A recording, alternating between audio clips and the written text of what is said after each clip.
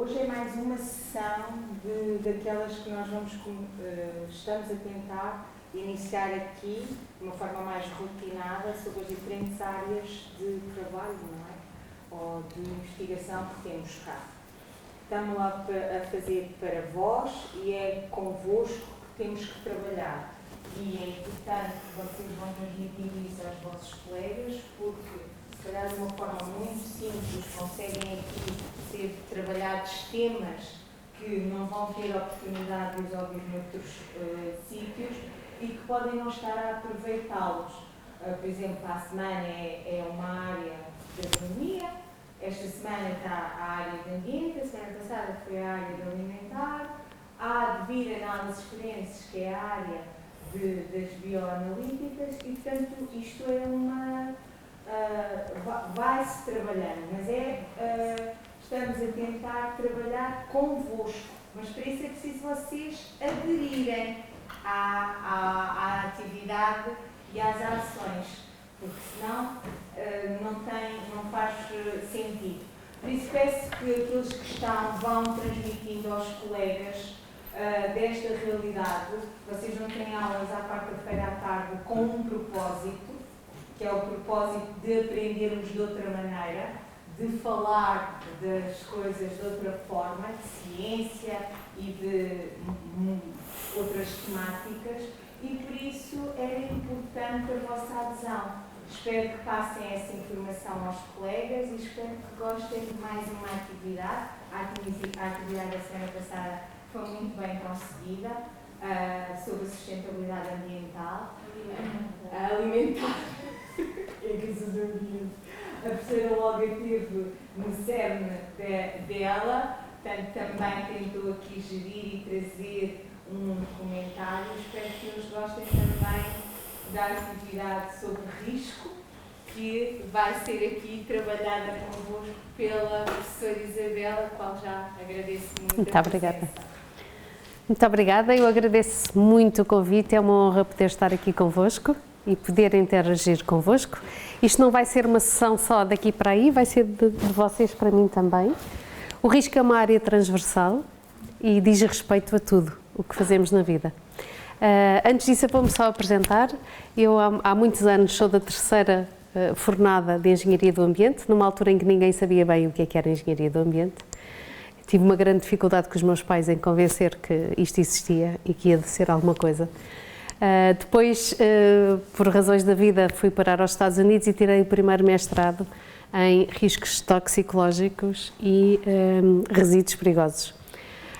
Ou seja, como é um risco que tem a ver com saúde ambiental e na gíria eu costumo dizer que é como se morre devagarinho. Portanto, exposições a pequenas quantidades durante muito tempo. E depois voltei para Portugal, iniciei a minha atividade como consultora e fiz um segundo mestrado em risco, desta vez como se morre muito depressa, que são os riscos industriais, explosões, incêndios, portanto, na área das indústrias civis e da prevenção de acidentes graves. E como achava que isto não estava a funcionar muito bem, e porque entretanto entrei no voluntariado dos bombeiros e da proteção civil, achei que tinha que estudar muito sobre comunicação de risco e governança de risco. Então tirei o doutoramento nessa área e atualmente estou a tirar o pós-doutoramento também nesta área de riscos costeiros e proteção civil. Portanto, esta é duas paixões, ambiente e risco. Ok? Portanto, nós vimos falar hoje aqui sobre risco face às catástrofes e a primeira questão que eu vos coloco, ou a primeira evidência, é que todos sabemos que o risco faz parte das nossas vidas, do nosso dia-a-dia. Mas culturalmente, temos uma aversão ao risco. E pensamos sempre, isto não me vai acontecer. E desligamos e continuamos nas nossas vidas. Aquilo que eu quero fazer convosco é uma pequena reflexão também acerca do que é isto do risco e o que é que, quais são as visões que as pessoas têm do risco, quais são as visões que a ciência tem acerca do risco. Temos que falar em meia dúzia de conceitos. Vou falar em estatísticas de ocorrências de acidentes no mundo, tanto de riscos naturais como tecnológicos, a necessidade que temos mentalmente de tipificar os riscos para conseguirmos geri-los, depois um pouco sobre gestão de risco e, por fim, a comunicação de risco.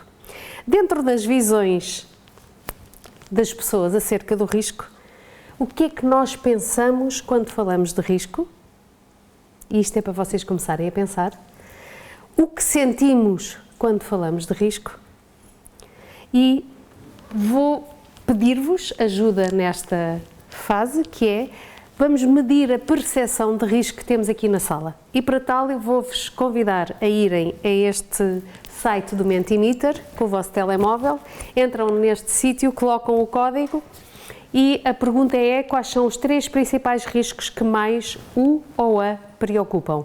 E colocam uma resposta de cada vez, portanto cada pessoa pode colocar 3, que são, desculpem, que são os 3 principais riscos, porque depois daqui vai sair uma nuvem de palavras e nós vamos ficar com uma percepção do risco. Está lá em cima, desculpa, 715, 7, aqui, posso abrir mais, 715 77915.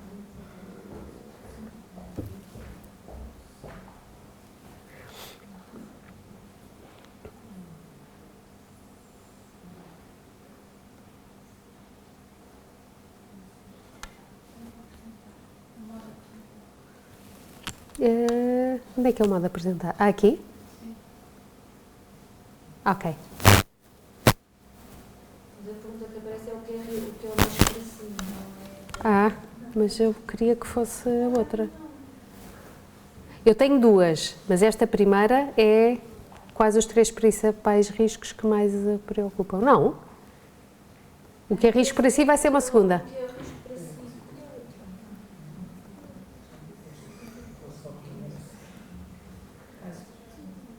Bem, posso fazer outro? Faço um new slider? Desculpem que eu sou um bocadinho iletrada nesta matéria. Já? Ok, obrigada.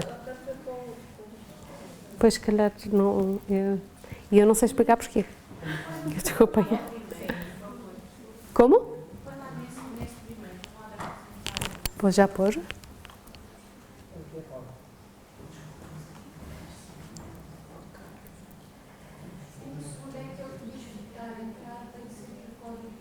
Olha, já está a aparecer. Obrigada por quem já introduziu.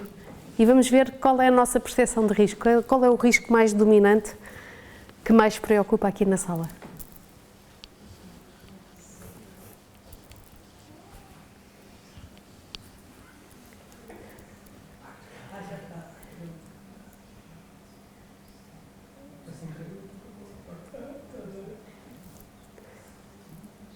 É o que me vem à cabeça, não é? É a primeira coisa que vos vem quais são os 3 principais riscos que mais preocupam. Logo as 3 principais ideias. Não há certo nem errado. Ok? E vamos ver isso, mesmo na ciência. Depois deixa de aparecer, então. Depois de nós submetermos, Sim. voltamos ao norte. Pronto. Vamos nós vendo aqui.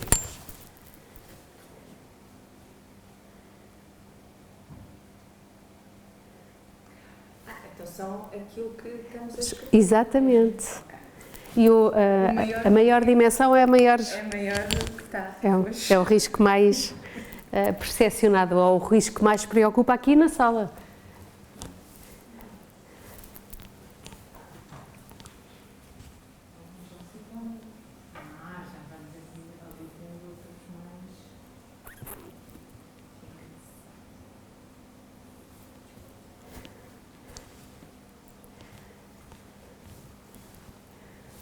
Quando todos tivermos respondido. Boa!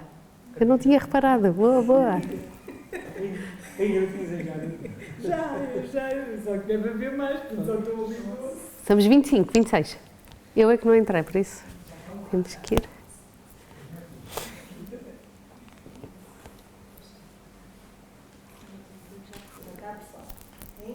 O desemprego já foi. O desemprego já foi. Claro que sim. Exatamente. Mas isso também diz algo acerca da percepção, não é?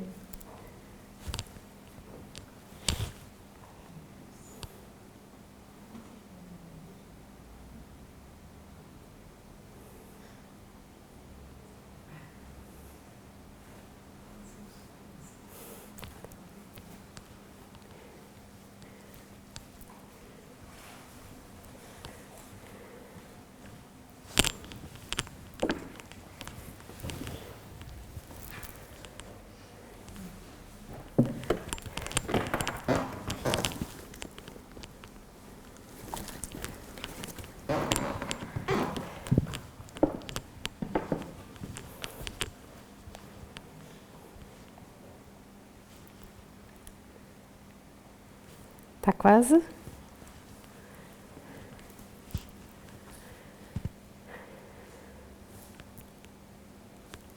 Esperamos até aos 25.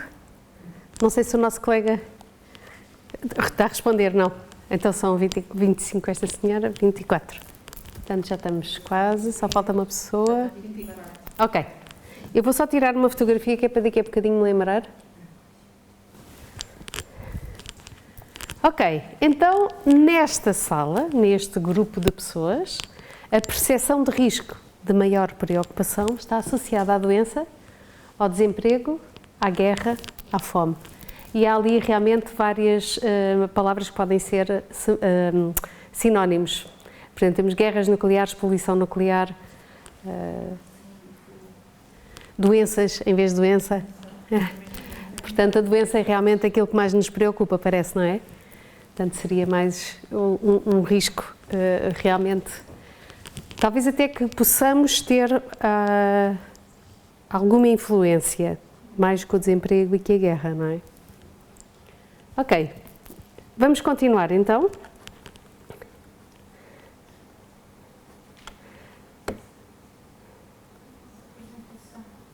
Obrigada. Pois, ele está com um bocadinho de... Ups. Já vimos então esta parte e agora vamos, portanto, vimos as visões das pessoas aqui neste grupo que estamos aqui hoje a pensar todos em conjunto e vamos ver algumas visões da ciência.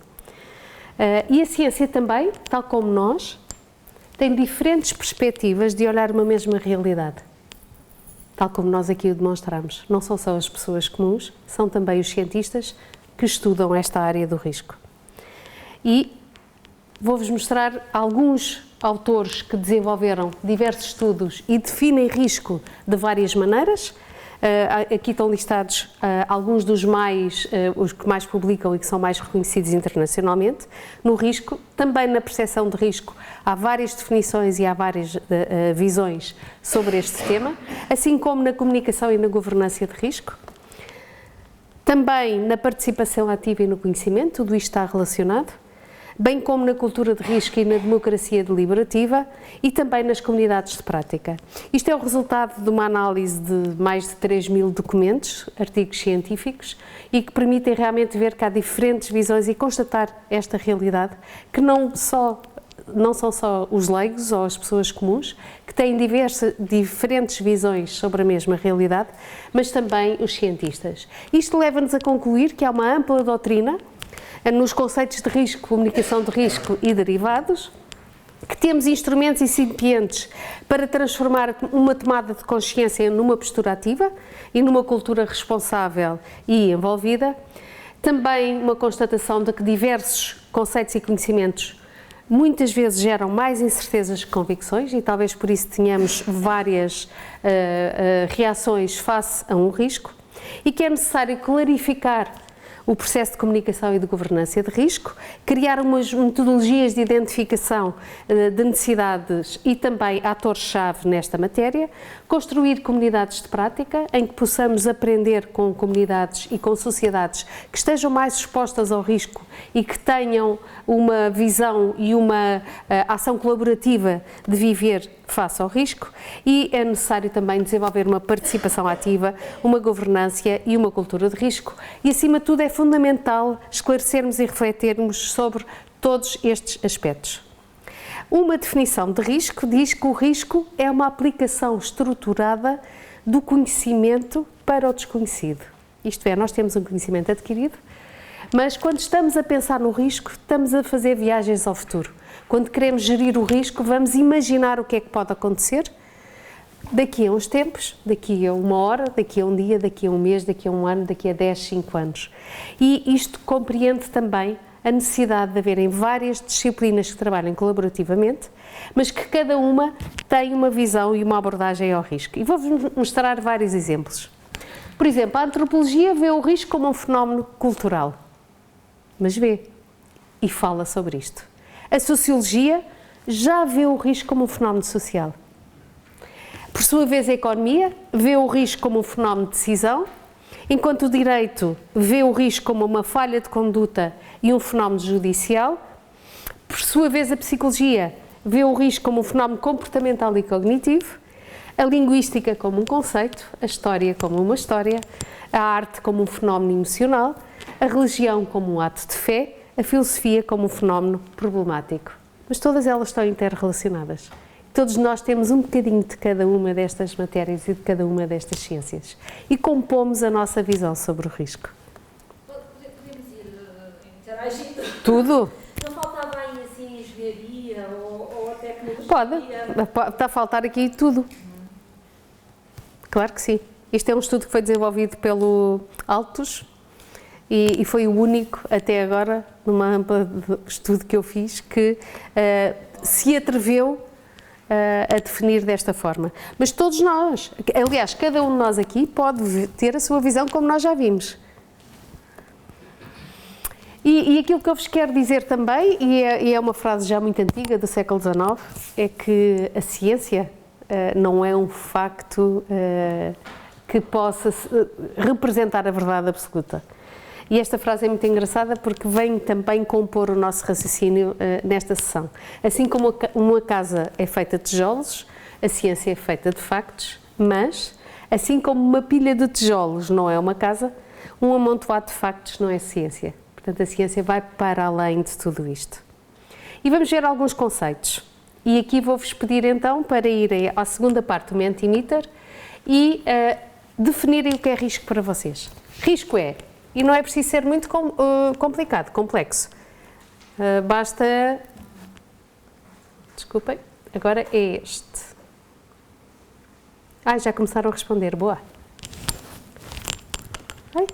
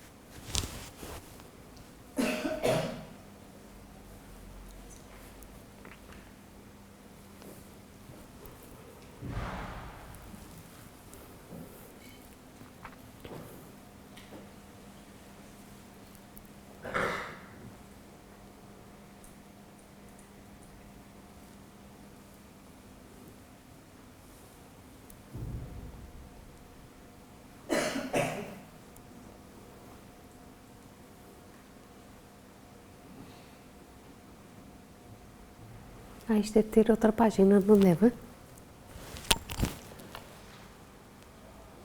10. Não se consegue, se calhar, ver Tudo ao mesmo tempo? ao mesmo tempo. Pois não.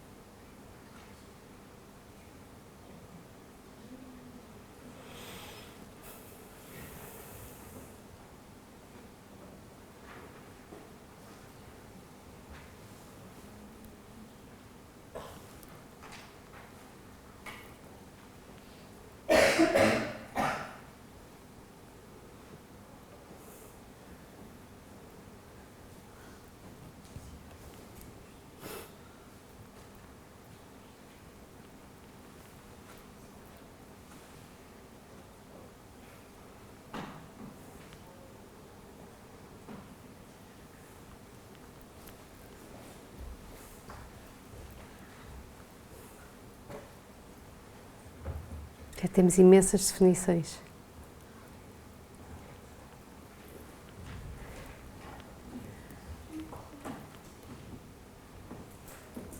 Há mais alguém que queira que eu espere? Ou podemos, se quiserem ter uma ideia geral daquilo que saiu, estou a começar do topo.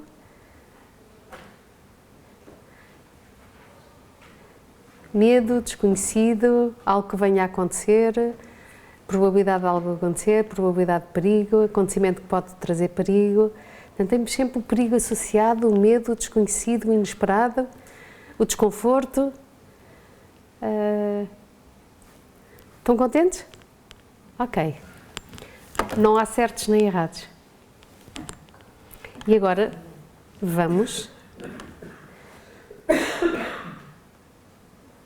ver as visões da ciência e vamos ver algumas definições. Como eu vos disse, há imensas definições de diversas áreas, dentro das ciências naturais, dentro das ciências sociais, e cada cientista tem ou cada escola tem uma visão própria acerca do que é o risco. Talvez por isso seja tão difícil gerir o risco e gerir a proteção civil, que é como se faz cá em Portugal, não é? E transmitir estas precauções ao cidadão comum e aos políticos e aos cientistas. Uma definição, que é das primeiras que houve e é eterna, é como Aristóteles, que é o Covello, diz que o risco é a probabilidade de ocorrência de um acontecimento indesejável. Houve várias definições vossas que associou a esta definição. É função da probabilidade de ocorrência e da severidade ou magnitude das suas consequências. Depois há outro senhor, este não é um senhor, este é o Decreto-Lei da Prevenção de Acidentes Graves, portanto é a legislação portuguesa, que transpôs uma diretiva europeia, que diz que é a probabilidade de ocorrência de um efeito específico dentro de um período determinado ou em circunstâncias determinadas. Uma terceira definição, que é de uma Military Standard americana, que diz que o risco é a expressão da influência e possibilidade de um acidente no sentido da gravidade do potencial acidente e da probabilidade do evento. Estas são todas semelhantes. Uma quarta definição refere que o risco refere-se à incerteza e gravidade dos eventos e consequências. Aqui temos um fator adicional que é a incerteza. Para os resultados de uma atividade em relação a algo que os humanos valorizam. Aqui está a excluir um pouco os sistemas naturais. Uma quinta definição, que é da ISO, da International Standardization Organization, diz que o risco é o efeito da incerteza sobre os objetivos. E aqui tem muito a ver com a gestão das empresas, ou com a gestão de uma organização. De qualquer das formas, nós conseguimos encontrar um fio condutor e algo base que é semelhante. De uma forma geral, o Covello e nas ciências naturais, quando se fazem análises de risco, a fórmula mais utilizada, porque os engenheiros adoram fórmulas, adoram números, que lhes dá um conforto tremendo, mas que não diz nada muitas vezes, diz que o risco é o produto da probabilidade pela severidade. Quando temos probabilidades, temos que ter estatísticas, ou então associamos algum fator qualitativo, e a severidade são as consequências que podem ocorrer derivado ao perigo se concretizar. Mas há um senhor que aparece, um grande comunicador de risco, se não o maior comunicador de risco do mundo, que é o Peter Sandman, que veio estragar tudo isto e a dizer que o risco é a soma de dois fatores. Não é nada um produto de dois fatores, é a soma de dois fatores. O perigo e o ultraje. O que é que ele quer dizer com isto? Ele quer dizer que a emoção é fundamental quando nós vamos analisar o risco. E aí o Sandman vem definir 12 componentes do ultraje. Algumas destas componentes vêm condicionar e podem determinar a percepção que temos do risco. Uma das coisas que determina a percepção que temos do risco, e talvez por isso nós tivéssemos colocado ali a guerra nuclear e a poluição nuclear, tem a ver com os mídia. Tem a ver com a amplificação social dos mídia, dos jornais, dos telejornais, da televisão, tudo mais. E ele acaba por dizer que o público dá muito pouca atenção ao perigo em si, à parte técnica, e os especialistas não dão nenhuma atenção ao ultraje. E o resultado é que acaba por ser uma conversa de surdos, ninguém se ouve. Cada um está convicto daquilo que acredita e é difícil termos uma comunicação. A investigação vem-nos mostrar também que as pessoas tipicamente reagem mais fortemente a indivíduos que têm problemas concretos. Eu vou falar com alguém que tem um problema concreto e eu reajo com muito mais emoção do que as estatísticas acerca das pessoas com problemas. Nós com números, embora isto seja o conforto dos engenheiros, na nossa linguagem comum e nas nossas relações sociais, não tem o mesmo impacto, não tem a mesma força de eu falar com um amigo e ele me transmitir um problema. E um exemplo disto, e que vem muitas vezes influenciar a tomada de decisão política e até o cabimento de parte do Orçamento Geral do Estado em determinadas ações que possam proteger as populações, é o caso, por exemplo, de um bebê chamado Jéssica, que ficou famosa em 1987, mas que nós também temos tido exemplos cá em Portugal e também em Marrocos há pouco tempo. Esta criança, aos 18 meses, caiu num poço com 20 centímetros de largura, 22 metros de profundidade, e permaneceu 58 horas lá dentro. E isto foi transmitido pela televisão. Portanto, toda a gente se influenciou e se apaixonou pelo caso, e isto veio a influenciar decisões políticas posteriores. E isto faz-nos pensar. Um país deve ter um nível de risco aceitável para a sua população, é uma coisa que nós não temos em Portugal, está-nos a falhar na legislação. Nós não conseguimos salvar todas as pessoas, nós sabemos que a maior certeza que temos quando nascemos é que vamos morrer, nós consideramos o pior risco, a pior consequência de um risco é podermos morrer, e é necessário termos conhecimento e coragem para tomarmos decisões acerca de eu vou cabimentar X montante para salvar situações, crianças que possam cair dentro de poços, ou vou cabimentar mesmo budget para vacinação a toda a população. E aqui é muito difícil, porque se a população estiver envolvida num caso destes, não vai pensar nos benefícios de cabimentar para a vacinação. E isto é muito importante, nós termos esta percepção, termos esta noção da percepção de risco das populações e a forma como isto pode influenciar decisões políticas e como pode influenciar as nossas vidas. Portanto, eu queria-vos deixar aqui esta motivação para sentirem que muitas vezes esta amplificação social do risco que sentimos quando vemos uma situação destas e toda a gente quer salvar esta criança, mas ao mesmo tempo, se não estivermos a investir em vacinação, são milhares de pessoas, só que aí estamos a falar em estatística, não estamos a ver caras, como há pouco dizia o Peter Sandman. E torna-se mais difícil estas decisões e torna-se mais difícil compreendermos também estas decisões políticas. Numa publicação científica que é o Risco, o Risk Has Feelings, o Lovestein verificou que as emoções como a preocupação, o medo, o pavor ou a ansiedade têm por vezes um efeito mais pronunciado no nosso comportamento do risco do que as avaliações lógicas cognitivas do risco e benefício que vêm da parte dos engenheiros. Mais uma vez a componente da emoção. Para além disso, nós temos que ter consciência das nossas limitações enquanto humanos e a evolução humana formou as nossas mentes para serem sensíveis a pequenas alterações do ambiente, por exemplo, a diferença entre 0 e 1, ou seja, vida e morte, tendo como consequência de nos tornar menos preparados para avaliar e responder adequadamente a grandes impactos.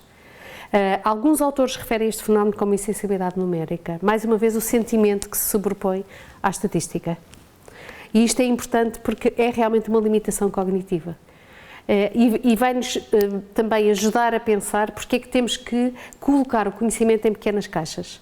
É porque nós não temos capacidade para interrelacionar toda a informação. E por isso, por exemplo, quando falamos em risco e gestão de risco, tipificamos.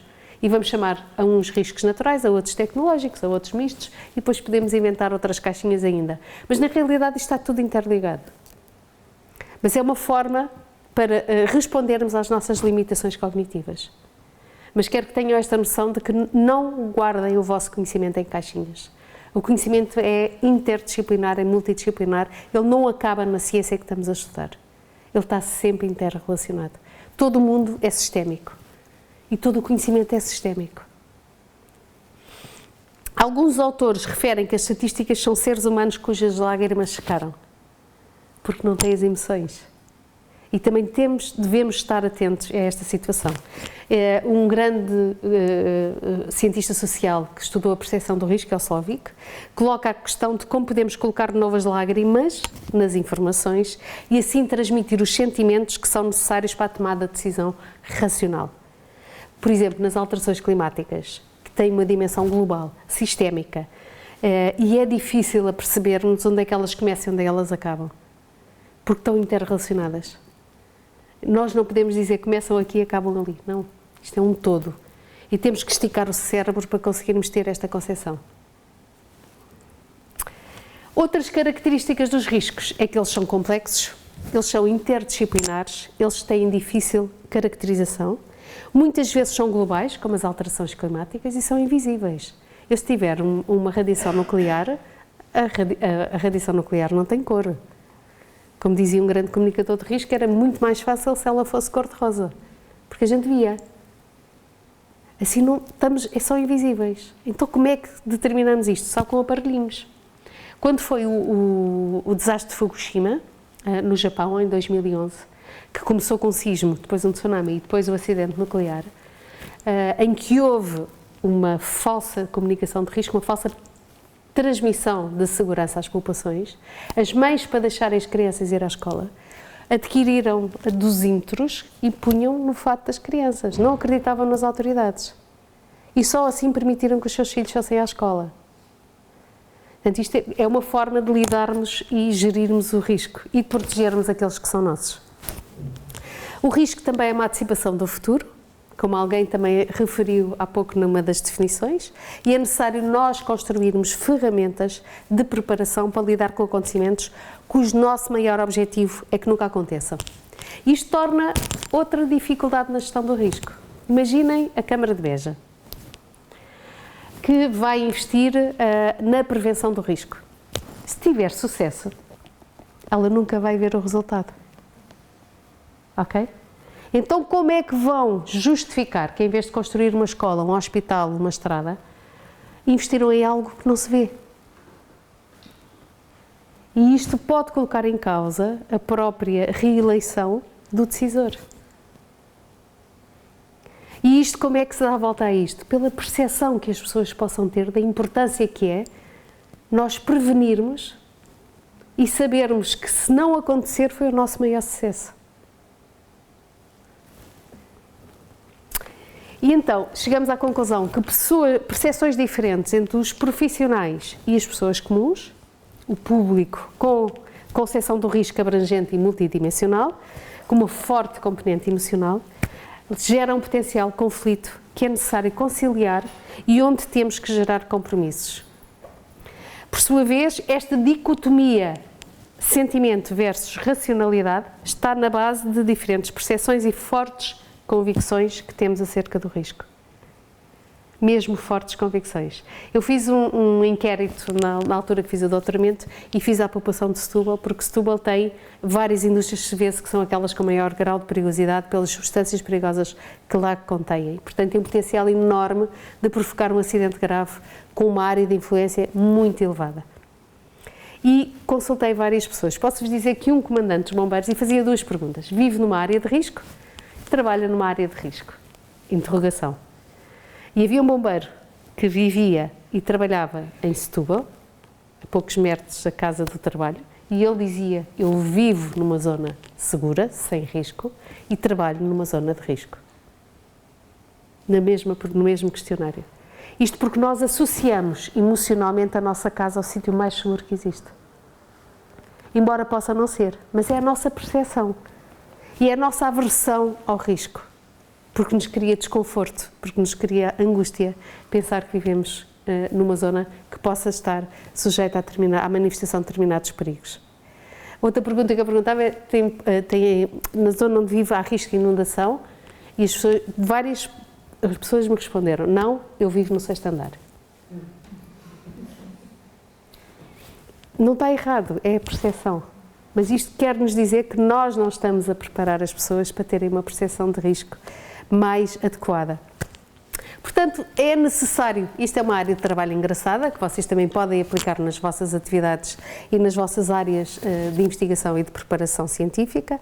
É necessário conciliar e contratualizar a necessidade de conceitos e percepções para estabelecer uma comunicação de risco com confiança. De outra forma, e isto posso-vos dizer que é mesmo a base de tudo isto, é a confiança. Confiança no emissor, confiança no técnico, confiança no gestor. Não havendo confiança, não temos nada.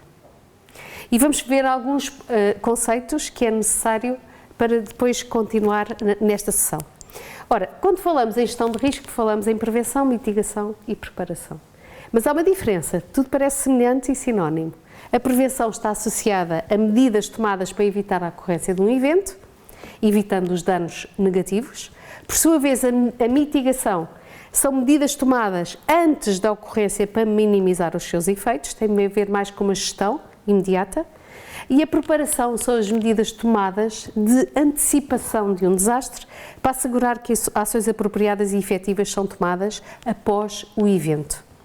E depois temos outro conceito que é a vulnerabilidade. Ou seja, é a condição ou conjunto de condições que reduzem a capacidade das pessoas se prepararem para, suportarem ou responderem a um perigo. Por sua vez, um desastre é uma ruptura séria do funcionamento de uma comunidade. Pode causar perdas significativas, humanas, materiais ou ambientais, que vão exceder a capacidade das pessoas afetadas responderem com os seus próprios recursos. Vão precisar de ajuda. Um evento natural ou causado pelo homem, repentino ou progressivo, com perdas generalizadas humanas, materiais ou ambientais. E agora queria-vos visualizar um vídeo que nos vai dar... Ups.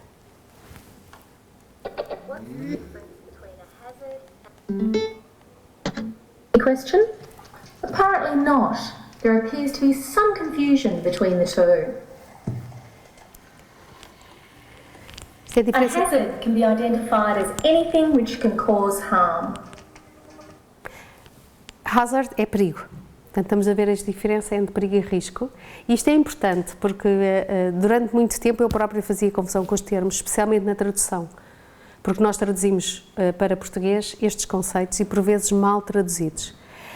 Há pouco, nas definições que apresentaram, havia uma dualidade na definição de perigo e de risco e não é a mesma coisa. Este vídeo só tem 2 minutos e pouco e mostra-vos realmente a diferença entre perigo e risco. Se tiverem dificuldade eu posso parar e traduzir, está bem? Portanto, levantam a mão e eu paro e traduzo. A risk is the potential that a hazard will cause harm.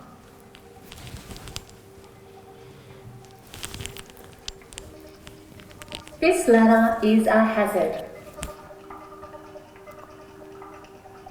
Climbing the ladder and falling off is a risk.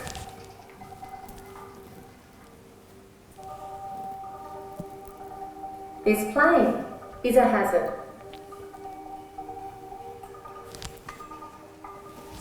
Flying the plane in a thunderstorm and crashing is a risk.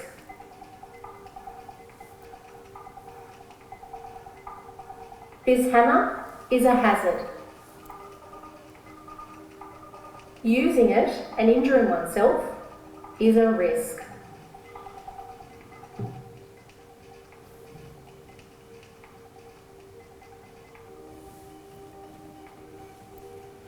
Okay, so now we understand the difference between a hazard and a risk.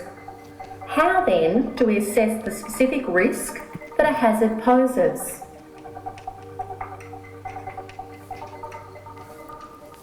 First, we assess how likely it is that someone will be exposed to the hazard. The likelihood will depend upon the probability and the frequency of exposure to a hazard. We also assess the likely outcome, the severity or range of the potential consequences resulting from the hazard. An example, the hazard in this case is a poisonous black spider contained in a closed jar. Rating the hazard, the spider, against the severity and probability scale, we'd most likely say the risk of harm to the person is minor and remote. Change the circumstances and the poisonous spider is outside the jar, we'd change the risk rating to probable and imminent danger. See you next time.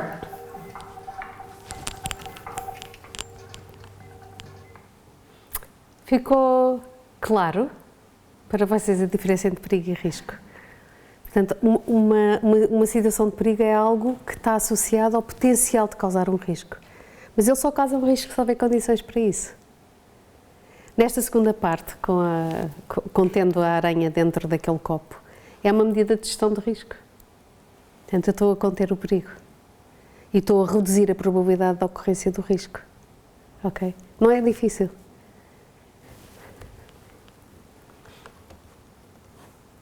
E então podemos dizer que corremos perigo, estamos em risco e quando falamos em crise e desastre estamos a vivenciar a crise e o desastre. É esta a sequência. O perigo é o potencial, o risco é a manifestação do perigo e o desastre é quando vivenciamos a crise provocada pelo risco. Vou passar à frente porque já definimos o que era perigo e risco. Em termos de catástrofe, que é o segundo tema associado ao risco desta palestra, a catástrofe é definida por lei como sendo o acidente grave ou a série de acidentes graves, porque pode haver uma sequência tipo efeito dominó. Imaginem, por exemplo, o triplo risco do Japão, começou com um sismo, a seguir um tsunami e a seguir um acidente industrial. Portanto, aqui é uma série de acidentes graves que provocam elevados prejuízos materiais, eventualmente vítimas, e afetam intensamente as condições de vida e o tecido socioeconómico em áreas ou na totalidade do território nacional. Ok? Agora vamos ver algumas estatísticas de ocorrências e danos e consequências que têm ocorrido ao longo do tempo. E quando falamos em risco, não podemos esquecer, e isto é outra limitação da ciência, nós quando falamos em riscos naturais, sismos, tsunamis, guerras, explosões, mas também temos os riscos associados à saúde humana. E na realidade a grande causa de morte são as doenças cardiovasculares. E se vocês olharem mais para baixo, cá em baixo é que está o fogo, por exemplo, o incêndio, o terrorismo, são mesmo das últimas causas de morte. No entanto, as doenças cardiovasculares são familiares. Estamos habituadas. Um fogo, não. Uma guerra nuclear, não. Nada disto é familiar para nós, é desconhecido.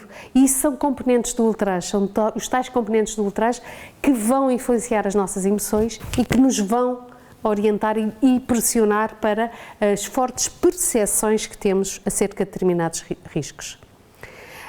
A segunda maior causa de morte, por exemplo, é o cancro e as causas variam entre países, mas na realidade as doenças não transmissíveis dominam nos países ricos e nos países pobres já são as infecciosas e realmente também há uma distribuição geográfica das causas de perigo e risco em todo o mundo. Mas, no entanto, a esperança de vida tem aumentado em todo o mundo. Nós não transmitimos e não vendemos as coisas de notícias boas. Perto de 50% das pessoas que morrem têm 70 anos ou mais. As mortes prematuras devem-se a hipertensão, tabagismo, ou seja, alguns comportamentos sociais que são comportamentos voluntários. E cada vez mais também os problemas associados à poluição. Isto são alguns eventos com perdas relevantes entre 1980 e 2019 e o que nós verificamos é que os eventos climatológicos são aqueles que têm vindo, são esta a linha laranja, são os que têm vindo a aumentar em número e em intensidade, seguindo-se os geofísicos, como por exemplo os sismos, os meteorológicos, os... O total, obrigada. Portanto, exatamente. Obrigada. Agora já estava a descobrir que o vermelho não era. São os climatológicos, portanto, os geofísicos são aqueles que têm provocado mais danos. E, por último, os geofísicos. Também, sismos, tempestades, inundações e secas são aqueles que têm levado a maior perdas financeiras. O sismo Tohoku, que é o sismo do Japão, o triplo risco, foi o mais caro em termos de perdas das seguradoras e é assim que se mede os desastres. E depois, em segundo lugar, foi o furacão Katrina, que atingiu Nova Orleans, nos Estados Unidos, em 2005. No entanto, apesar de ter havido cada vez mais, desde 1900 até 2018, ter havido um crescimento no total de desastres naturais, o número de mortes não tem acompanhado. Portanto, isto quer dizer que nós podemos ter algum controle e podemos ter gestão e aplicar determinadas medidas que levam a que o número de mortes esteja a ser cada vez mais reduzido, apesar dos eventos serem cada vez mais intensos. Os custos têm aumentado, sendo que este é realmente o do triplo risco do Japão. Mais de 1,5 milhões de pessoas morreram entre 2000 e 2019. Mais de 4 mil milhões de pessoas foram afetadas e é necessário realmente, as conclusões é que os diversos estudos científicos e técnicos das Nações Unidas têm publicado, é que é necessário cada vez mais desenvolver e criar uma cultura de risco, uma cultura de prevenção e não somente uma cultura de reação. Aquele célebre ditado que nós temos em Portugal, como é que é? Trancas à porta. Não, aquele trancas à porta, quando... Casa roubada. Obrigada, trancas à porta. Que é, geralmente nós reagimos, não é? Não, nós temos que prevenir.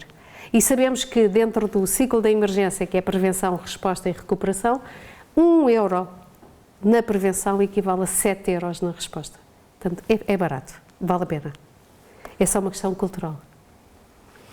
E esta necessidade de tipificar os riscos que eu disse tem a ver com a nossa mentalidade. É uma forma de gestão categorizando e permitindo uma hierarquização para a gestão do risco. E então nós, cientistas, temos a mania de dividir isto entre riscos naturais, aqueles que, teoricamente, é para a ação da natureza, embora haja quem contraponha e que diga não há riscos naturais, todos os riscos são uma consequência da má gestão humana. Isto diz o Banco Mundial, das Nações Unidas. Temos depois os riscos tecnológicos, que são aqueles causados por ação humana, os industriais, empresariais e cibernéticos e agora todos estes societais, terrorismo, tudo aquilo que nós agora estamos a classificar. E há alguém que ainda coloca os riscos mistos, não nos tecnológicos da ação humana, mas naqueles resultantes de erupções sociais, terrorismo religioso, terrorismos, religioso e não religioso, e também causas religiosas. Eu vou passar à frente disto, já falámos um pouco nisto. Ou seja, aquilo que eu vos queria dizer é que não há nada de natural nos desastres e quando o Banco Mundial diz que não há riscos naturais, todos os riscos podem ser controlados pelo ser humano, tem a ver, por exemplo, se eu tiver um sismo, e dou-vos um exemplo prático. Lembram-se do sismo do Haiti? O Haiti é uma ilha, está numa ilha. A ilha está dividida em duas partes. É a República do Haiti, a outra é a República Dominicana. A ilha abanou com a mesma intensidade. Nós só ouvimos falar num lado. O Haiti não ouvimos falar na República Dominicana. Isto tem a ver com os códigos de construção. Tem a ver com a preparação das populações. Tem a ver com a preparação das sociedades. Não há nada no mundo que trema mais que o Japão. Eles, cada vez que têm um sismo, é magnitude 8, 9. Só para ter a ideia, 1775 foi 9. Portanto, eles estão sempre no topo. No entanto, é raro haver uma fatalidade. Mesmo em 2011, as fatalidades que ocorreram não foi pelo sismo, foi pelo tsunami e depois por Fukushima. Que não foi bem fatalidades, porque em Fukushima morre-se devagarinho, não é? Mas realmente o tsunami foi o que causou o maior número de mortes. E teve a ver com uma preparação engraçada ou com um erro na preparação das populações.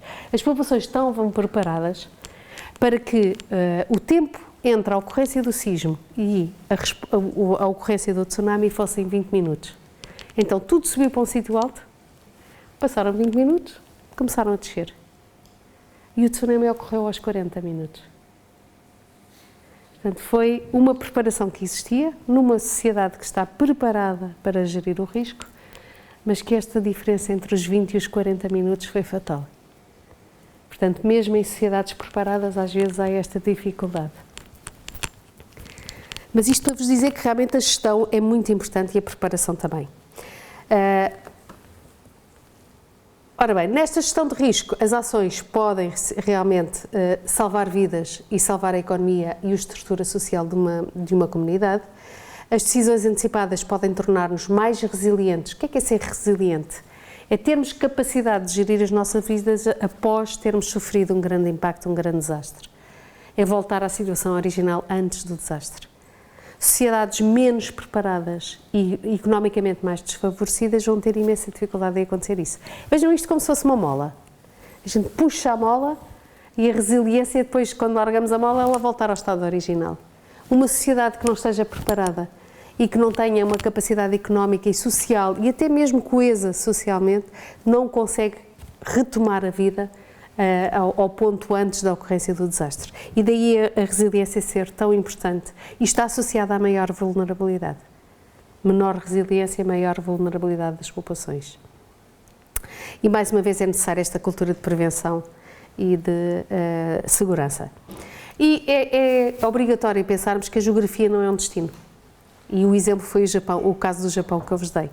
Sismos e vulcões realmente estão localizados em determinadas partes do globo, mas há medidas e há maneiras de nós gerirmos essa situação. As inundações, os ciclones e os deslizamentos de terrenos também estão mais localizadas, olhando para o planeta, em determinadas regiões, assim como a seca, assim como as inundações, assim como os sismos e tempestades, mas muitas vezes tem a ver com a preparação e a forma de organização das populações. Nós sabemos que as áreas urbanas estão a crescer cada vez mais no mundo, a tendência é crescerem ainda mais, o que quer dizer que a ocorrência de um desastre nessas regiões vai causar maiores danos. Daí que esta preocupação em conter a expansão urbana não é só por uma questão de gestão das cidades, é também por uma questão de gestão de risco e de melhorar as nossas vidas. Isto são alguns locais, por exemplo, a amarela e a laranja são onde ocorrem maior número de secas e no caso dos verdes é onde acontecem o maior número de tempestades tropicais. Portanto, há regiões do globo que podem realmente ter tendencialmente ao maior número de ocorrências destes fenómenos, mas tudo isto se pode controlar conhecendo e preparando as populações. Por exemplo, só para ter ideia, em 2017 ocorreram cerca de 118 catástrofes, sendo que o maior número de fatalidades esteve associado a desastres marítimos e a navios de passageiros. Nós não associamos a isto, são coisas que não estamos habituados a ver. E o segundo maior número de fatalidades referiu-se a eventos de terrorismo.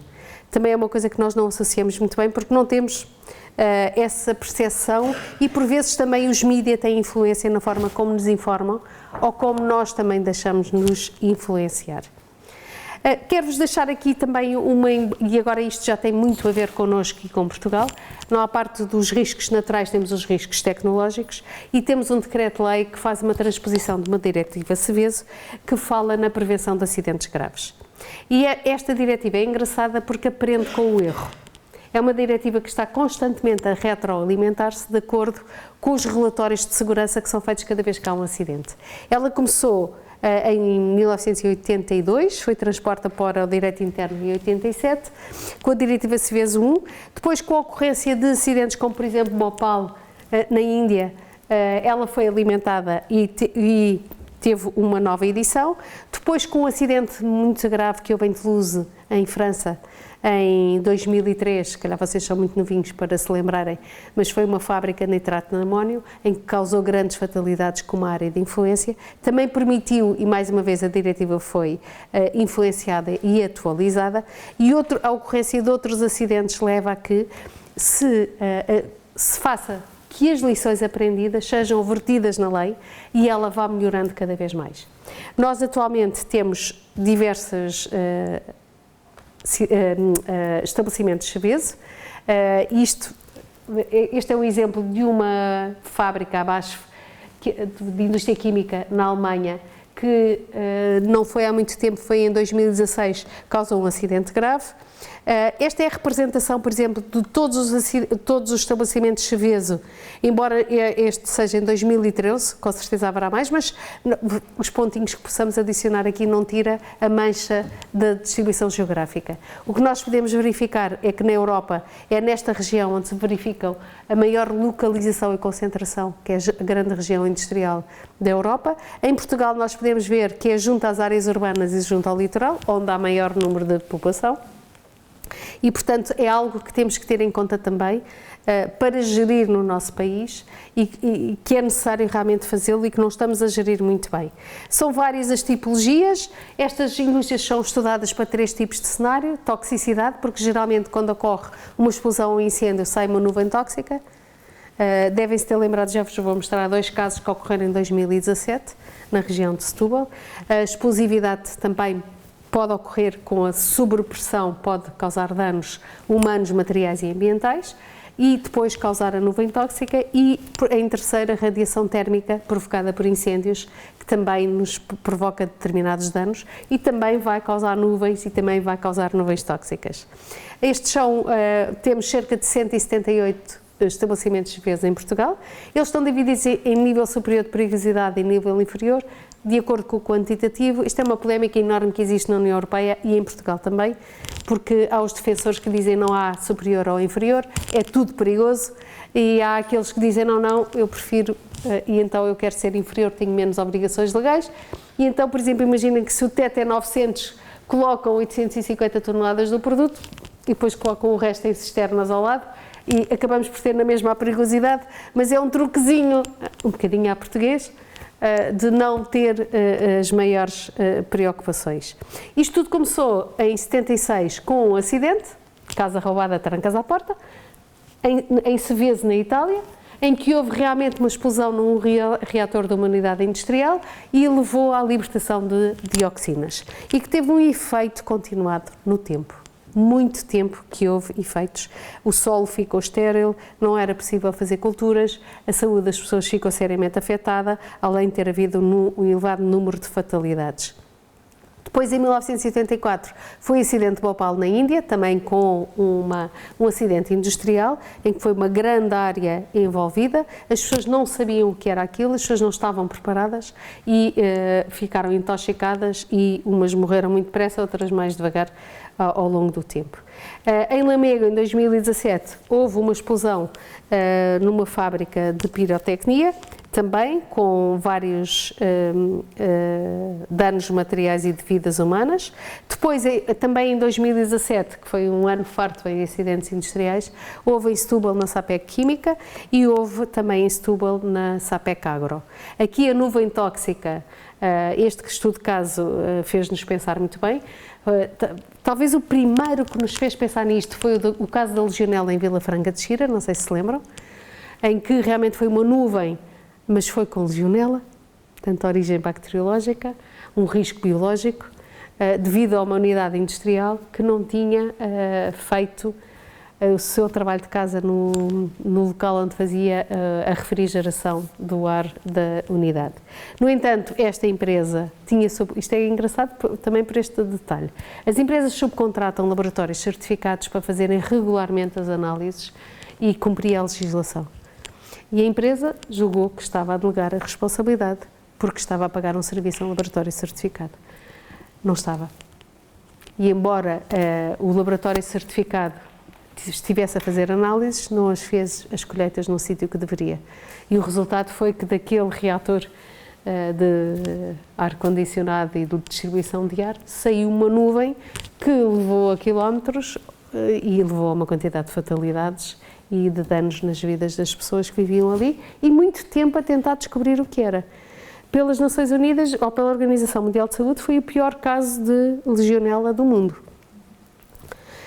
Neste caso, em Setúbal, também foi uma situação caricata, porque inicialmente nós tínhamos a Presidente da Câmara e a Proteção Civil a dizer que não havia problema nenhum, porque estavam baseados nos dados da APA, que dizia que não havia excedência do enxofre no ar. O que se passava era que a carrinha móvel da APA estava avariada e não havia registro das alterações da qualidade do ar. Veio-se a descobrir em Matosinhos, no dia seguinte, que os níveis de enxofre eram enormes. Portanto, vejam o transporte da nuvem tóxica. E aparece o Diretor-Geral de Saúde a dizer: fecha tudo, evacua-se as escolas e a zona do Parque Industrial e daquela zona em redor da cidade de Setúbal, porque, na realidade, os valores são excedentes. E estão a ver a quebra da autoridade da Presidente da Câmara, que era responsável da Proteção Civil da população, e que, com base nos dados que detinha, julgava que estava a dizer a verdade, e não estava. Isto só para verem que estas coisas acontecem. E é uma pena que aconteça. E isto criou realmente muita insegurança por parte da população. Na realidade, e tal como nos incêndios florestais, que é aquilo, ou rurais, como se chama agora, que é aquilo que a gente estamos mais habituados a ouvir todos os verões, grande parte da ocorrência de acidentes é devido ao erro humano. todos estes acidentes industriais, também os rurais, e não é por crime, não é porque foi alguém intencionalmente a colocar. Embora nos incêndios rurais possa ocorrer, segundo a informação que me deram, é entre 7% a 12% e não 90%. 90% é o erro humano.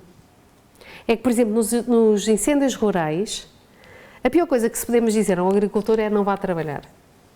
Quando o agricultor ouve que vai chover ou vai fazer calor, vai tratar da sua terra. Vai preparar a terra, vai regar. E o problema é que pode provocar o início de um incêndio, porque ao cavar com a enxada ou com o trator, pode provocar faíscas que são um mecanismo iniciador do incêndio. E não sabe. Claro que ninguém quer causar um incêndio das proporções que nós temos causado. Portanto, o que é que falta aqui? Informação. As pessoas saberem que qualquer mecanismo iniciador que tenha um efeito de ignição num solo que está a 0 de umidade. O solo chegou a ter 60 graus de temperatura. Nós tivemos um verão terrível. A velocidade de propagação do fogo chegou a 120 km por hora. É impensável nós conseguirmos conter e evitar sem ser... não mexe, não faz nada. Se puder, molhe para aumentar o grau de umidade. E se vocês quiserem ter uma métrica, a luz encarnada que liga na Proteção Civil para os incêndios rurais é uma métrica 30-30-30. 30% de umidade ao menos, 30 graus ou mais de temperatura e 30 de velocidade do vento, ou mais. Quando temos 30-30-30, há alerta na Proteção Civil. Já sabemos que estamos em perigo de acontecer um incêndio rural ou florestal. Vou passar um bocadinho à frente porque vos queria dizer aonde é que vocês podem, se quiserem, saber a informação acerca destes estabelecimentos. Eu devo-vos dizer que toda a informação sobre ambiente na União Europeia e em Portugal é disponibilizada a qualquer cidadão. Toda e qualquer, ok? Que esteja nas autoridades oficiais. Se formos ao site da APA, conhecem o site da APA? APA Ambiente. Chegam à prevenção e gestão de riscos, vão à prevenção de acidentes graves, estabelecimentos abrangidos. Clicam aqui, ele está-me a entrar, tem aqui todos os estabelecimentos do país. E se quiserem fazer por concelho, chegamos aqui, aplicamos um filtro, digam-me lá um concelho que queiram ver. Beja, evidente. Clicamos em Beja e vamos ver o que acontece. Olhem, só há um estabelecimento, é nível inferior de perigosidade, está em exploração e chama-se Pax Gás. Em qualquer situação vocês podem ver o que é, o que não é. Cada estabelecimento tem um relatório de segurança, não está disponível na internet, mas está disponível na APA. Vocês podem pedir ou à Proteção Civil ou à Câmara. Ok? Mais algum queiram ver? Chega como exemplo. Chega? Faro? Faro já tem mais. Estava a pensar se a mina só podia... Aonde? Onde é que é? Faro também não tem muito, mas eu já vejo. Faro tem 2, nível superior, um nível superior, Rubis Energia e Petrogal. Estavam a dizer Castro Verde? Não tem. Castro Verde é conselho.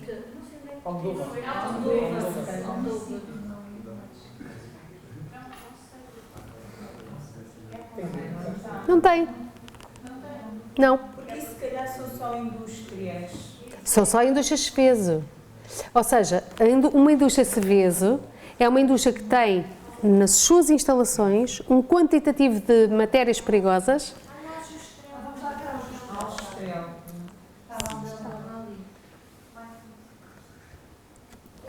Orica Mining.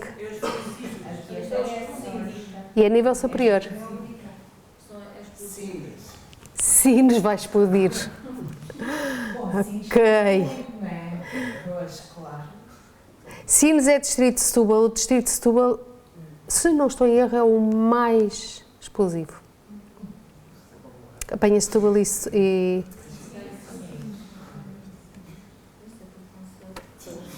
Ok? E são todos superior. Há um inferior?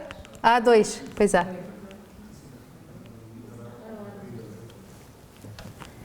Ora, isto quer dizer o quê? Eu no conceito de Sines tenho estas indústrias todas, não é? São imensas.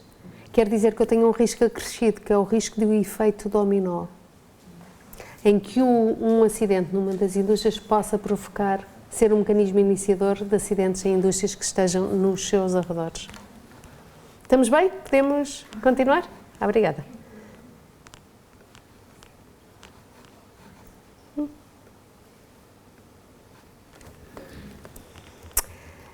Bem, eu vou passar um bocadinho aí à frente, porque estamos a entrar em cima. Lembra-se de eu ter falado no risco aceitável? Isto é muito importante para tudo, porque ao definir, imaginem que é hoje ou é amanhã que vamos definir o nível de risco aceitável, e já temos uma quantidade de situações no terreno. Já temos indústrias, já temos pessoas, já temos comunidades, edifícios públicos, escolas, hospitais, perto de unidades que podem provocar um acidente grave. E então temos que decidir muitas vezes entre a economia e a segurança, e desenvolvimento económico e segurança das populações, bem como a salvaguarda ambiental, da saúde e tudo mais, e é necessário encontrarmos este equilíbrio. Há esta noção, há esta definição na legislação portuguesa das distâncias de segurança, que está associada ao nível de risco aceitável. Imaginem, eu tenho um nível de risco aceitável para o país e a seguir eu tenho uma unidade industrial, vou ver quais são os cenários de risco que ela apresenta e eu vou dizer, olha, num raio de 4 km eu não posso ter habitações, populações, edifícios públicos e tudo mais. Agora já tenho. Como é que eu faço? Eu tenho uma fonte de risco e tenho os receptores do risco. Certo? Nesta situação que estamos aqui, penso que somos todos receptores de risco. Mas aqui ao lado podia estar uma unidade que poderia provocar e ser uma fonte de risco. O que é que nós fazemos? Vamos anular a fonte de risco? Vamos anular os receptores? O que é que vocês faziam? Vamos relocalizar e encerrar os estabelecimentos? Relocalizar por setores, receptores das populações. A melhor coisa que eu, na altura quando eu fiz, isto foi no segundo mestrado, o que eu fui fazer foi o que é que os outros já fizeram, não é? E então o que é que fez? A Holanda, por exemplo, que é um país pequenino como nós, mas tem 3 vezes mais população, mas é pequenino, muito mais pequeno do que nós, é um bocadinho maior que o Alentejo. Então o que é que eles fizeram? Eles relocalizaram indústrias e relocalizaram populações. Nos casos tiraram a fonte do risco, noutros casos tiraram os receptores e encontraram o equilíbrio. Nós já fizemos isso não propriamente risco, mas com as barragens, por exemplo, não é? Tirámos população. Exatamente. Embora com o efeito de cheia, com o colapso, na barragem seria mais o colapso do Pardão, não é? E aí não tiramos. Não, quando eu estou a dizer que tirámos não é propriamente na construção. Na construção. Sim, sim, sim. Aí sim.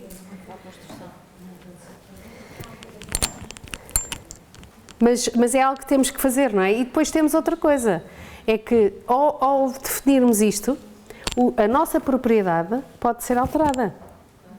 Isto mantendo, não relocalizando, nós podemos acrescer fatores de segurança Podemos. a essas indústrias.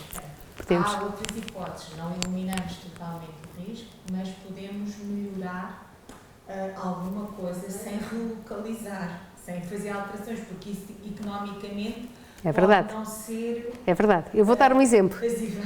Verdade. Eu posso ter, imaginem o seguinte, eu posso ter uma substância que é altamente perigosa numa indústria. Eu posso sugerir, olha, substituam essa por outra menos. E esta é uma medida de gestão.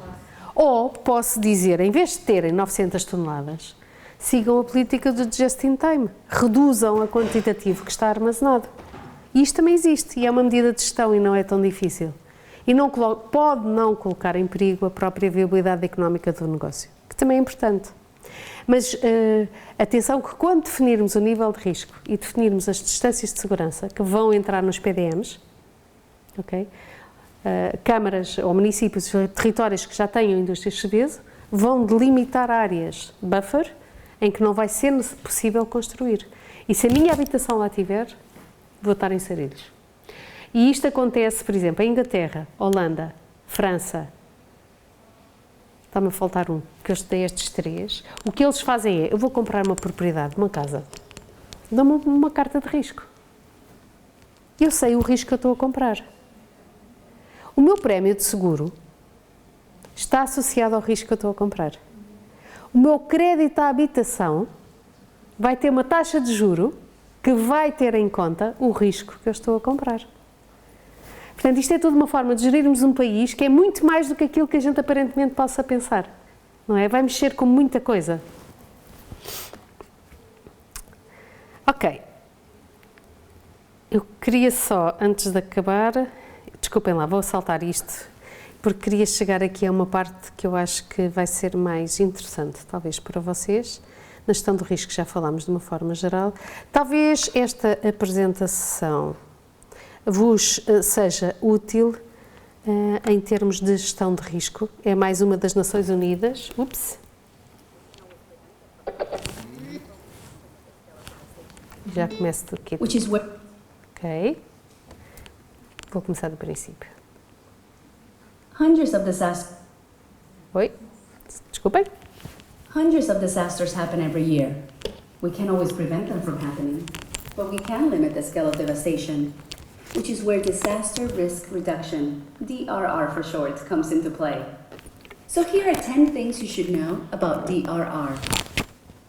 1. We'll start with a rundown of facts from 2001 to 2010. In that time span, disasters caused nearly $1 trillion worth of damage. That's more than the value of Google, Walmart, and Toyota combined. A staggering number of people lost their homes, 28 million. That's the entire population of Australia. Disasters claimed 1.1 million lives over the course of the decade, an average of 300 deaths each day. 2. Think you know what a natural disaster is?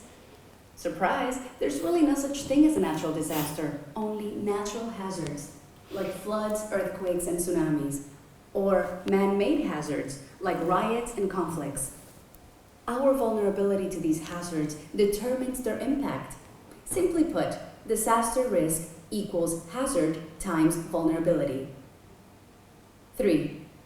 Disasters expose inequalities. The more vulnerable the population, the worse the disaster's impact will be.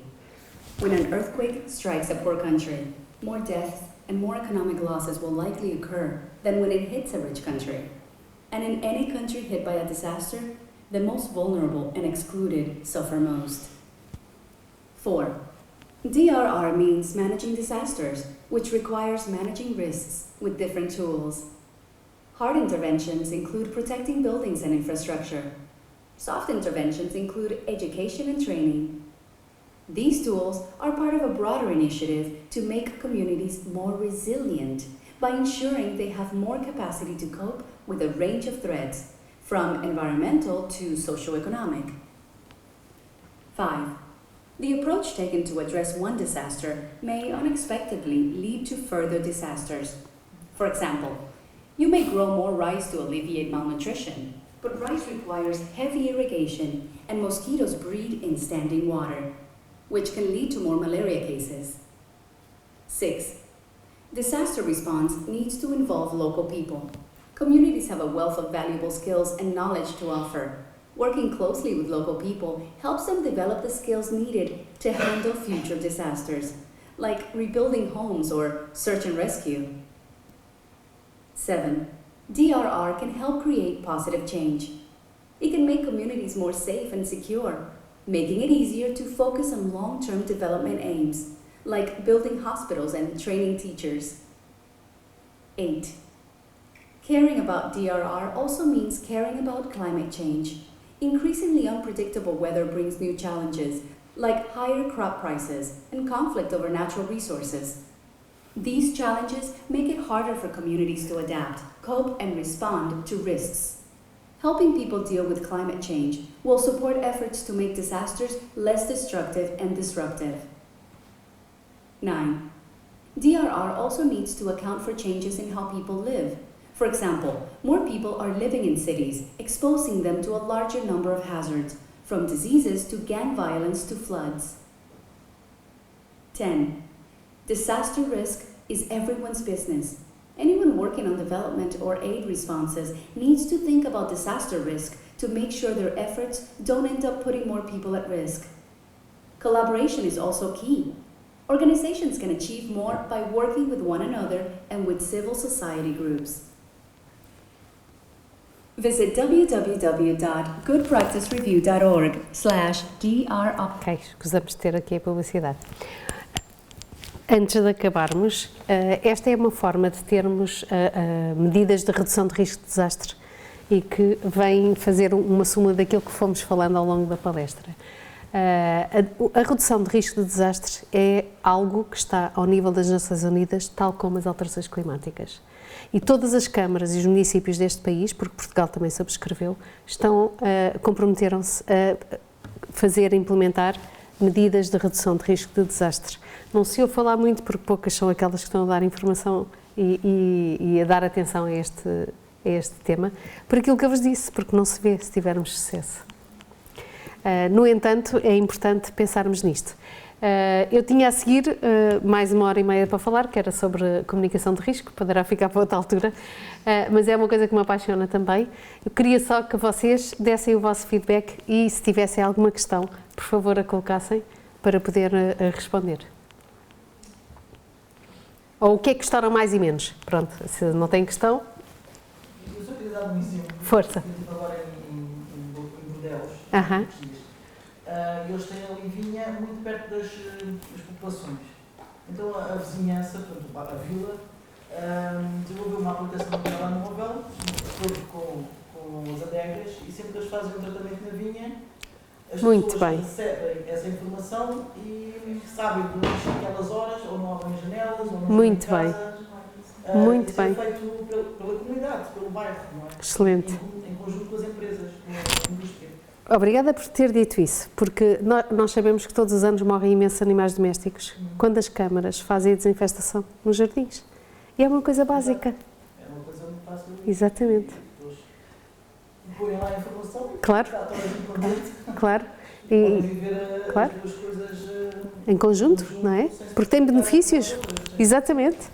E as vinhas, claro que sim. Exatamente. E temos tanta vinha em Portugal. E se calhar também deviam fazer o mesmo relativamente às caixas do bagaço. Sim. Exatamente. E qualquer atividade. Sim, a comunicação é muito importante e a partilha e a inter-relação claro que sim. das diferentes claro que sim. atividades para gerir o melhor possível. Exatamente. Não querem dizer alto? Desculpem. Não. Também estava a falar nas fábricas do bagaço e estava a dizer, não estavam ali na Vila Excel. Porque aquilo não. Se vê, tem que criar. Mas eu não sei se o bagaço... Uma coisa é criar incomodidade. Esta legislação não é para criar incomodidade, é uma legislação associada a riscos de prevenção de acidentes graves. São indústrias que têm substâncias perigosas que podem provocar uma explosão, uma nuvem tóxica ou inflamabilidade. Essa empresa, embora possa causar efeitos negativos na saúde, tal como as fábricas de papel, que sabemos todos quando passamos ao pé de uma, e que são mercáptanos e que são cancerígenos, só que é aquela coisa de morrermos devagarinho. Esta da prevenção de acidentes graves é morrer depressa. E a gente morrer devagarinho é muito pernicioso, porque nós não sabemos nunca, por exemplo, uma substância cancerígena. Uma criança pode ser exposta ainda na qualidade de feto, ainda na barriga da mãe, ter um mecanismo de iniciação do cancro e só se vir a manifestar 70 anos depois. Porque o mecanismo de iniciação do cancro pode-se manifestar logo ou não. Sabe qual foi a causa. Exatamente. E esta relação causa e efeito é muito difícil de identificar. Por isso, muitas vezes, as próprias indústrias não assumem as consequências. Mas aí a vigilância, Sim. mesmo em termos de vigilância do trabalho, pode ajudar, se for bem feita, Sim, senhora, pode pode. ajudar os trabalhadores. Pode. E E os seja bem cidadãos, feito. porque fora da limite da propriedade passa a ser ambiente geral, nós, cidadãos. E não sei se sabem, nós temos o SOS Ambiente, o 808-200, que está na net. Podemos pedir uma inspeção em qualquer instalação. A qualquer instalação. E muitas vezes não temos que nos identificar. Ok? Portanto, é muita vigilância do cidadão. Aliás, o IGAMAOT, que é a Inspeção Geral do Ambiente, raramente faz inspeções programadas porque não tem tempo. Responde às queixas das pessoas. Faz? Boa. Aonde? Boa. Em que área? Na área de... Muito bem. Boa. Parabéns. Não tem então que... Força. Na sua... Boa tarde. Na sua opinião e a evidência científica, Sim. quais são os perigos, não se pode dizer mal, perigos que Portugal tem assim de grandes catástrofes, ou seja, Ok. nas pessoas pode causar a morte nas pessoas, os tsunamis, sabemos, não pode acontecer. Sismo. O sismo depois causa tsunami. Nas regiões de elevada intensidade sísmica, que não é só Lisboa. E sem dúvida que sim. E nós temos uma carta de risco sísmica para a cidade de Lisboa para várias intensidades e está guardada. Não está disponível. Para o público lá chegar, não sei o que é preciso, que eu já pedi várias vezes, tenho motivado pessoas para pedirem várias vezes e é muito perverso. Porque eles sabem exatamente, com os 3 tipos de magnitude, quais são os edifícios que vão ruir. E têm uma estimativa de perdas de vida. E não permitem aos proprietários e a quem lá está a viver tomar as medidas dos códigos de construção que permitem evitar ou reduzir os danos. Portanto, perguntam-me, mas eu já estou a fugir, não estou. Uma coisa que me preocupa imenso na cidade de Lisboa é a queda de avião. Queda de avião, de uma aeronave. Mesmo muito. Porque é o caos, não só em danos, como para o país economicamente. Acabou-se o turismo, durante muito tempo, enquanto houver memória.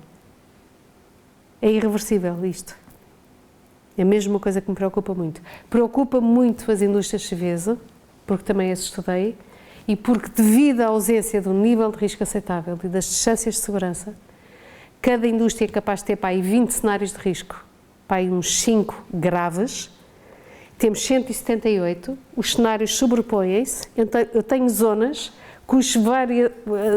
a superposição de cenários é assustador. Eu tinha um cenário, que felizmente depois já foi corrigido, que tinha um epicentro num determinado local e cujo raio eram 50 km. Ia de Setúbal até Oeiras, por exemplo, um raio, mas dava uma volta enorme. Apanhava 25% da população portuguesa. E foi aprovado. Porque não temos um nível de risco aceitável.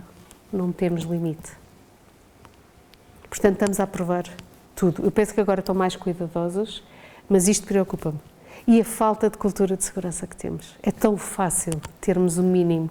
É tão fácil termos uma mochila com equipamento de primeira intervenção. Pensem só numa coisa. A história diz que todos os planos de emergência estão feitos para as equipas de emergência e para os engenheiros, não para as pessoas. Isto são factos. A primeira coisa que nós fazemos, para já, temos que ter a certeza de uma coisa: não vai haver energia, não vai haver comunicações. Acontece isto em todo o mundo. Uma coisa que podemos ter muito fácil entre nós e dentro das nossas casas é um ponto de encontro. Todos os dias, àquela hora, naquele local. Se houver alguma coisa. Porque os 3 primeiros dias, as poucas comunicações que puderem existir, são famílias à procura dos seus entes queridos. São pais à procura dos filhos, avós, tudo. Imaginem. A nossa principal fonte de informação é o nosso vizinho do lado. Se nós não estamos preparados, não vamos também encontrar muito apoio. Porque as forças de emergência são igualmente vítimas. Em Ankara, uma cidade da Turquia, que teve um sismo há pouco tempo. Desapareceu o presidente da Câmara durante 3 dias, que era o responsável da Proteção Civil. Os quartéis de bombeiros foram todos abaixo. Sobrou um carro de bombeiros que estava a meter gasolina num posto de abastecimento. Portanto, nós temos que ter esta noção. Vamos estar entregues a nós próprios. E isto leva-nos à conclusão de que o primeiro agente de proteção civil é cada um de nós. Sempre. Portanto, o melhor que temos a fazer é estar o mais bem preparados possível. Como? O ponto de encontro ajuda-nos. Ter uma mochilinha à porta de casa que salta rapidamente também ajuda. Uma mochilinha leve, mete lá a cópia do seguro, dos seus cartões, da família, uma garrafa de água, uma barra de chocolate, um rádio a pilhas. Um rádio a pilhas é muito importante porque vai ser assim que vamos ter informação. Muitas vezes de rádio amadores. Ok? A lanterna, sim. E uma coisa que eu aprendi há pouco tempo que se fez luz, e acho que isto saiu da Turquia, um apito. Nunca tinha pensado nisto, exatamente. Portanto, a gente vai aprendendo isto. Uma coisa fácil também é vocês agarram numa folha A4 e fazem a planta da vossa casa. Identificam os riscos onde podem ocorrer, o fogão, o esquentador, e fazem o vosso percurso de saída. Isto é só um exercício. Chega uma vez, está memorizado, já sabemos o que fazemos. E por exemplo, ter aqueles sistema automático, apagar o gás, apagar a luz, rua. Fechar a água, rua. Tipo no automático mesmo. Mais. Se tiver um carregador, mas não vai haver comunicações de maneira que vai ser difícil tudo o resto. Não vale a pena. Não faz mal, mas o rádio a pilhas com pilhas sobressalentes, com a lanterna, tem razão. O ponto de encontro que acho que é fundamental, por exemplo, no caso da minha família... fotografia da nossa família, se calhar. Talvez, sim. Boa. O seguro, que era uma coisa que eu também nunca pensava, é muito importante, o seguro da casa, os documentos da casa, porque pode desaparecer tudo. Embora as infraestruturas críticas do país tenham backups em vários outros sítios, bancos e não sei o que têm backups escondidos que ninguém sabe, porque podem pensar nisto. Outra coisa que é muito importante, mas já não nisto, mas preparação, é fazermos treinos com a população. Por exemplo, aqui, fazer um treino de um sismo, fazer um treino de uma nuvem tóxica, pedir à Proteção Civil, organizem-se, venham cá fazer um simulacro. Ensinem-nos como fazer.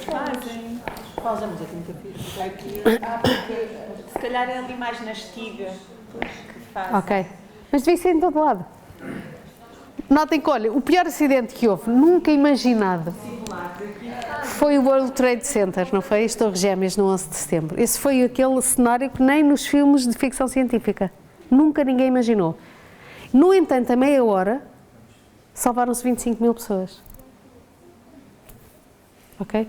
Isto diz-nos muito sobre a preparação. Isto quer dizer o quê? Que nos Estados Unidos eles fazem, desde o kindergarten, que é o jardim de infância, fazem simulacros para várias tipologias de risco. Nós cá fazemos para incêndio. Mas se for toxicidade, o comportamento é o oposto. É o sismos ou incêndio, não é? Mas o comportamento é o oposto se for toxicidade. E há municípios que o principal risco é toxicidade. E, por exemplo, nos Estados Unidos faz 4 ou 5 tipologias por mês. E os miúdos sabem, é um toque de sirene para cada tipologia. Mas eles também têm até para os ataques de armas e tudo mais, não é? Mas pronto. Mas o facto de crescerem com esta filosofia e depois vão para o ambiente de trabalho e têm a mesma coisa, e depois estão no centro comercial e acontece a mesma coisa, permitiu que 25 mil pessoas em meia hora tivessem saído. E isto depois leva-nos a outras coisas que eu por acaso também tinha ali, mas não dá tempo para tudo, que é o comportamento das pessoas face a uma situação destas. Os sobreviventes do World Trade Center, o que é que fizeram primeiro? Segundo os estudiosos da nossa cognição, os psicólogos, dizem que a gente tem 2 reações face a um choque brutal. É freeze or run. Ou congelamos ou corremos. E no World Trade Center, as pessoas tiveram 10 minutos a arrumar a secretária. Aquilo tudo a arder. E eles a arrumarem a secretária. Porque é o cérebro a habituar-se que está a passar-se alguma coisa, mas as pessoas só querem a sua rotina. Mas às vezes também acontece muito por as pessoas morrerem pelo pânico, por borracharem-se umas às outras. Mas aí é pela falta de treino. Quanto menos treinados estivermos, a gente perde metade do cérebro. Caótico vai ser. Agora, se estiver treinado, vai no automático. Já treinou. É no automático. É como com licença, se faz favor, obrigado. Sim. Não é? Sai automático. E estas pessoas estavam treinadas. E conseguiram. Um dos principais empecilhos, vocês não imaginam, eram os saltos altos das senhoras a descer aqueles andares. Porque criaram toneladas, montes de sapatos que ficaram nas escadas. Isso é lógico. Só quem não calça salto alto é que... Isso é lógico, isso dificulta qualquer pessoa. Mas é coisas... Acha que isto está nos planos de emergência? Não. Ninguém se lembra disto. Mas isto são coisas básicas que acontecem. Bom, mas também aí é fácil, é descalçá-los. Sim, mas depois é um obstáculo para quem vem de cima. Pois. Eles não se sobrepuseram, como acontece, a gente vê em pânicos, em estádios, não aconteceu isso. Mas aconteceu estes obstáculos. Mas, pronto, seriam outras... Agradeço imenso. Qualquer coisa disponham. São áreas muito... Obrigada pela vossa participação. Foi um gosto.